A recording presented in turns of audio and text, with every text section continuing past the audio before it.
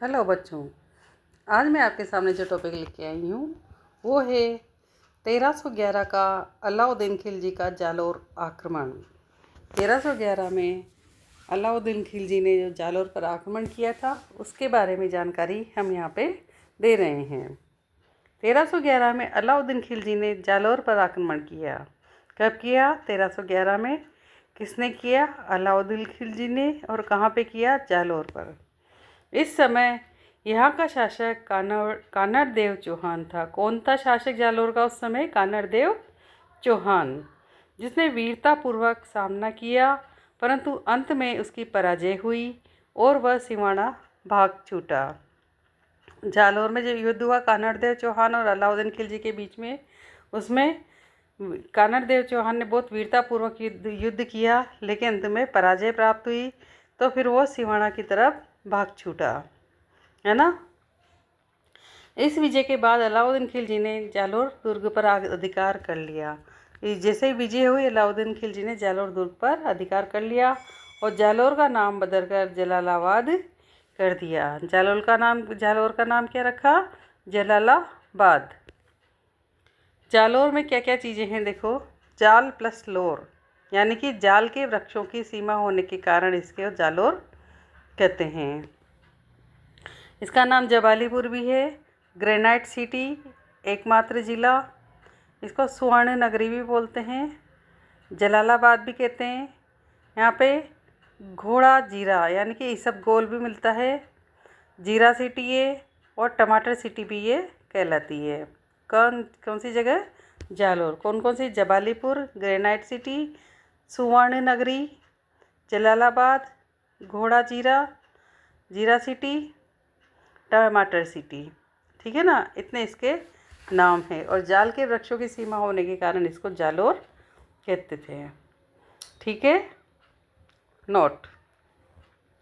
अलाउद्दीन खिलजी ने कन्नड़ देव के एक सैनिक दरिया सरदार बीका को प्रलोभन देकर अपने साथ मिला लिया, जिसने दुर्ग की पूरी व्यवस्था का राज खोल दिया तथा दुर्ग का गुप्त मार्ग भी खिलजी को बता दिया, जिस ओर से आक्रमण की कोई संभावना नहीं थी। यानी कि जालोर का दुर्ग ऐसा था जिसमें कहीं दुश्मन कभी घुस ही नहीं सकता था।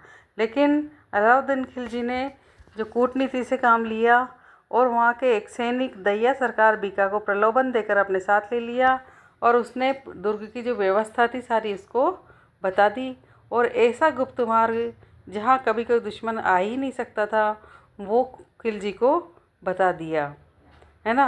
जिस मार्ग से दुश्मन के आने की कोई संभावना नहीं थी, कभी कोई आक्रमण की संभावना नहीं थी, वही मार्ग बीका ने खिलजी को बता दिया। ठीक है ना। जब इस राजद्रोह का पता दैया सरकार बीका की पत्नी को लगा तो उसने राजधर्म का पालन करते हुए बीका की ही तलवार से बीका के टुकड़े टुकड़े कर डाले। जब बीका की पत्नी को ये बात पता चली कि उसके पति ने राजद्रोह किया है तो उसने बीका की ही तलवार से बीका के टुकड़े टुकड़े कर डाले। खिलजी ने गुप्त मार्ग की ओर से भी आक्रमण किया और दुर्ग में मारकाट बचा दी। खिलजी ने क्या किया? जो गुप्त मार्ग बीका ने उसे बताया था वहाँ से आक्रमण किया और दुर्ग के अंदर घुसकर मारकाट मचा दी। जालोर के दुर्ग के बारे में कहा जाता है कि यह एक ऐसा दुर्ग है जिसके दरवाजे कभी दुश्मनों के द्वारा नहीं खोले जा सकते। कैसा दुर्ग है ये? ऐसा दुर्ग है जिसके दरवाजे कभी दुश्मन नहीं खोल सकते, ऐसा दुर्ग था। लेकिन वहाँ के सरदार बीका के राजद्रोह के कारण खिलजी इस पर अटैक करने में सफल हो पाया। इस दुर्ग के बारे में कहा जाता है कि इस पर सर्वाधिक राजवंशों का अधिकार रहा है। अधिकांश राजवंशी यहाँ पे रहे हैं। कहाँ पे? जालोर दुर्ग में। इस दुर्ग के लिए ये कहावत प्रसिद्ध है कि राई का भाव रातों चढ़ा, है ना। राई जो खाने की सब्जी में डालते हैं अपन, राई, उसी राई की बात हो रही है कि इस दुर्ग की लिए कहावत प्रसिद्ध है कि राई का भाव रातों चढ़ा। अलाउद्दीन खिलजी ने दुर्ग की दीवारों को गलाने के लिए सारी राई खरीद ली थी, है ना।